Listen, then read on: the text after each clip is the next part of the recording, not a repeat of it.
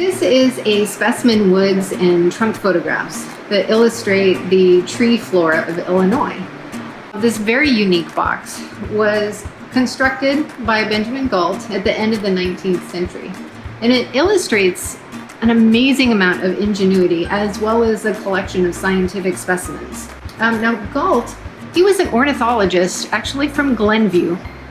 And the Academy's collections include a lot of different bird specimens, field notes, as well as audio-visual materials from Galt's work around Illinois from about the mid-1800s up through about 1942.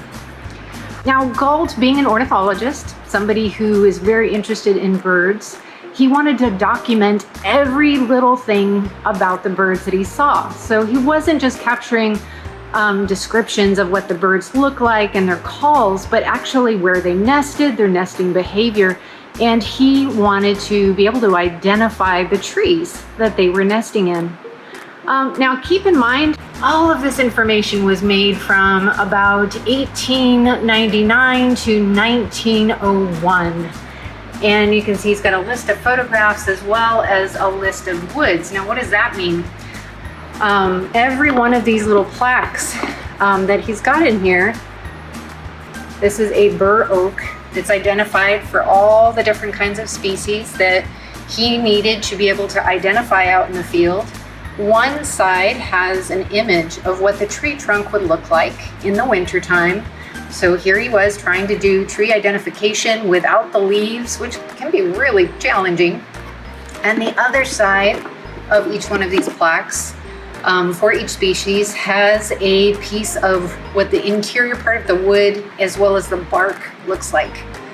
Now this is crazy ingenious in my opinion, because if you think about going out into the field now, we all have access to identification guides, either the pocket guides, the little books that you can throw in your backpack, or even ones that are accessible through your phone. So there's all kinds of digital identification apps that you can tap into. This is in the late 1800s. They didn't have access to all of this kind of thing. So Galt made his own. Isn't this fabulous? So every single one of these, here's a wahoo tree. So he's got, again, pictures of what that tree looks like and the interior part of the tree and the tree bark. So why was it important to have the tree bark on there? Well, if you're tromping around in the woods in the wintertime, there are no leaves to base that tree identification off of. So he was doing all of this identification for the habitats during the wintertime, pretty much based on what the tree looked like without its leaves, and the bark was one of the key identification features. So there you have it, one of my very favorite things in the Chicago Academy of Sciences collection.